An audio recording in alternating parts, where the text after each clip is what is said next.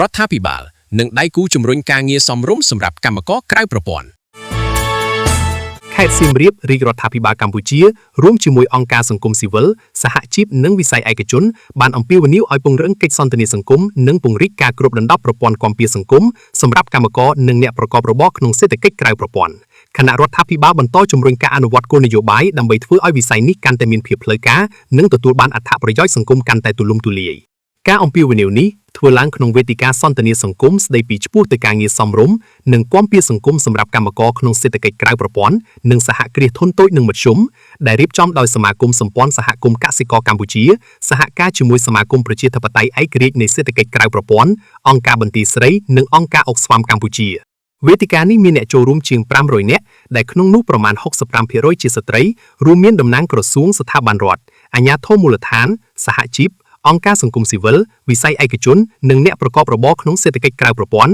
ដូចជាអ្នកលក់ដូរតាមដងផ្លូវអ្នកធ្វើការតាមផ្ទះអ្នកដឹកជញ្ជូនកសិករខ្នាតតូចនិងម្ចាស់សហគ្រាសធុនតូចនិងមធ្យមថ្លែងបើកវេទិកាលោកគូចសុកមានរដ្ឋលេខាធិការក្រសួងការងារនិងបណ្ដុះបណ្ដាលវិជ្ជាជីវៈមានប្រសាសន៍ថារាជរដ្ឋាភិបាលបានដាក់ឲ្យអនុវត្តយុទ្ធសាស្ត្រជាតិស្ដីពីការអភិវឌ្ឍសេដ្ឋកិច្ចក្រៅប្រព័ន្ធឆ្នាំ2023ដល់ឆ្នាំ2028និងបង្កើតថ្នាល Digital សម្រាប់ចុះបញ្ជីអ្នកប្រកបរបរក្នុងសេដ្ឋកិច្ចក្រៅប្រព័ន្ធដើម្បីធ្វើឲ្យការចូលប្រើសេវារដ្ឋមានភាពងាយស្រួលនិងកាត់បន្ថយនីតិវិធីរដ្ឋបាលលោកបានឲ្យដឹងថាគិតត្រឹមថ្ងៃទី24ខែកក្កដាឆ្នាំ2026មានអ្នកប្រកបរបរនិងអង្គភាពសេដ្ឋកិច្ចក្រៅប្រព័ន្ធប្រមាណ 45,000 នាក់បានចុះឈ្មោះក្នុងថ្នាល Digital របស់រដ្ឋាភិបាលក្នុងនោះជាង 44,000 នាក់ជាបុគ្គលស្វ័យនិយោជន៍លោកគួយសុកមានប្រសាសន៍បន្តថាការចូលក្នុងប្រព័ន្ធមិនមែនគ្រាន់តែជាការចុះឈ្មោះឬបង់ពន្ធនោះទេគោលដៅរបស់រាជរដ្ឋាភិបាលគឺធ្វើឲ្យអ្នកប្រកបរបរទទួលបានអត្ថប្រយោជន៍ជាក់ស្ដែងដូចជាការទទួលស្គាល់អាជីវកម្មការបណ្ដុះបណ្ដាលជំនាញការទទួលបានហិរញ្ញប្បទាននិងការចូលប្រើសេវារដ្ឋកាន់តែងាយស្រួល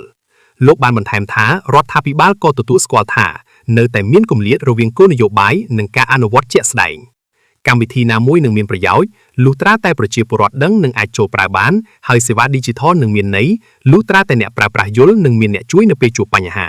ាដូច្នេះយើងត្រូវបន្តនាំសេវាទៅជិតប្រជាពលរដ្ឋនិងធ្វើឲ្យព័ត៌មានកាន់តែងាយស្រួលក្នុងការទទួលបានលោកបានអំពាវនាវផងដែរឲ្យក្រសួងស្ថាប័នរដ្ឋអាជ្ញាធរមូលដ្ឋានធនាគារគ្រឹះស្ថានបណ្ដុះបណ្ដាលជំនាញនិងដៃគូអភិវឌ្ឍន៍បន្តសហការគ្នាដើម្បីធ្វើឲ្យកម្មករនិងសហគ្រាសធុនតូចអាចទទួលបានអត្ថប្រយោជន៍ពីគោលនយោបាយរបស់រដ្ឋកាន់តែច្រើនលោកងូសេងកាអភិបាលរងខេត្តសៀមរាបបានមានប្រសាសន៍ថា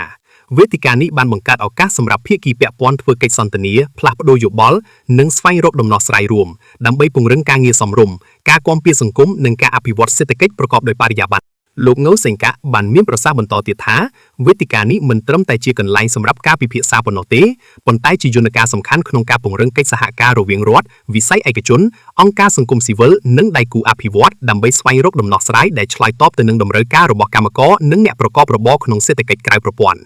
លោកបានបញ្ជាក់ថារដ្ឋបាលខេត្តសៀមរាបនឹងបន្តសហការយ៉ាងជិតស្និទ្ធជាមួយក្រសួងការងារនិងបណ្ដុះបណ្ដាលវិជ្ជាជីវៈក្រសួងស្ថាប័នពាក់ព័ន្ធដៃគូអភិវឌ្ឍន៍វិស័យឯកជននិងអង្គការសង្គមស៊ីវិលដើម្បីអនុវត្តគោលនយោបាយរបស់រាជរដ្ឋាភិបាលឲ្យទទួលបានលទ្ធផលជាក់ស្ដែងជាមួយគ្នានេះរដ្ឋបាលខេត្តសៀមរាបបដិញ្ញាបន្តគាំទ្រការអនុវត្តគោលនយោបាយនិងកម្មវិធីដែលលើកកម្ពស់ការងារសមរម្យការគាំពារសង្គមនិងការអភិវឌ្ឍប្រកបដោយបរិយាបន្នដើម្បីលើកកម្ពស់គុណភាពជីវភាពនិងសុខុមាលភាពរបស់ប្រជាពលរដ្ឋ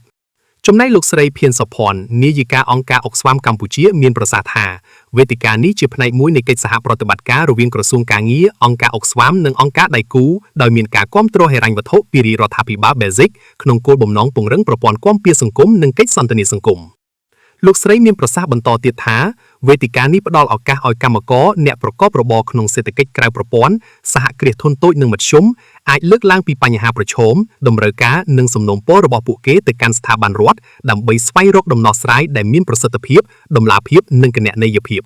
លោកស្រីបានបន្ថែមថាអង្គការអុកស្វាមនិងដៃគូកំពុងធ្វើការជាមួយរាជរដ្ឋាភិបាលដើម្បីលើកកម្ពស់ការងារសមរម្យការគាំពារសង្គមសហគ្រិនភាពរបស់ស្ត្រីនិងការអភិវឌ្ឍដែលគិតគូរពី Gender និងភាពធន់នឹងការប្រែប្រួលអាកាសធាតុលោកស្រីបញ្ជាក់ថាអ្នកប្រកបរបរក្នុងសេដ្ឋកិច្ចក្រៅប្រព័ន្ធនិងសហគ្រាសធុនមីក្រូតូចនិងមធ្យមមិនមែនជាតួអង្គសេដ្ឋកិច្ចប៉ុណ្ណោះទេប៉ុន្តែជាអ្នកដឹកនាំការអភិវឌ្ឍសហគមន៍ពួកគេគួរទទួលបានការគាំទ្រផ្នែកជំនាញហិរញ្ញវត្ថុនិងការការពារសិទ្ធិការងារដើម្បីឲ្យអាចរីកចម្រើនដោយសេចក្តីថ្លៃថ្នូរនិងភាពយុត្តិធម៌ក្នុងកិច្ចពិភាក្សាអ្នកចូលរួមបានលើកឡើងថា កម្មករនិងអ្នកប្រកបរបរក្នុងសេដ្ឋកិច្ចក្រៅប្រព័ន្ធនៅតែប្រឈមនឹងការខ្វះប្រព័ន្ធគាំពារសង្គមសុវត្ថិភាពការងារការទទួលបានសេវាសុខាភិបាលនិងការទទួលស្គាល់តាមផ្លូវច្បាប់ពួកគេបានអំពាវនាវឲ្យបន្តពង្រឹងកិច្ចសន្ទនាសង្គមរវាងរដ្ឋនយោជកសហជីពនិងអង្គការសង្គមស៊ីវិលដើម្បីធានាថាគោលនយោបាយនិងកម្មវិធីរបស់រដ្ឋអាចឆ្លើយតបទៅនឹងតម្រូវការជាក់ស្ដែងរបស់កម្មករនិងអ្នកប្រកបរបរក្នុងសេដ្ឋកិច្ចក្រៅប្រព័ន្ធដែលជាវិស័យមានតួនាទីសំខាន់ក្នុងការជំរុញកំណើនសេដ្ឋកិច្ចនិងការអភិវឌ្ឍប្រកបដោយចីរភាពរបស់កម្ពុជា។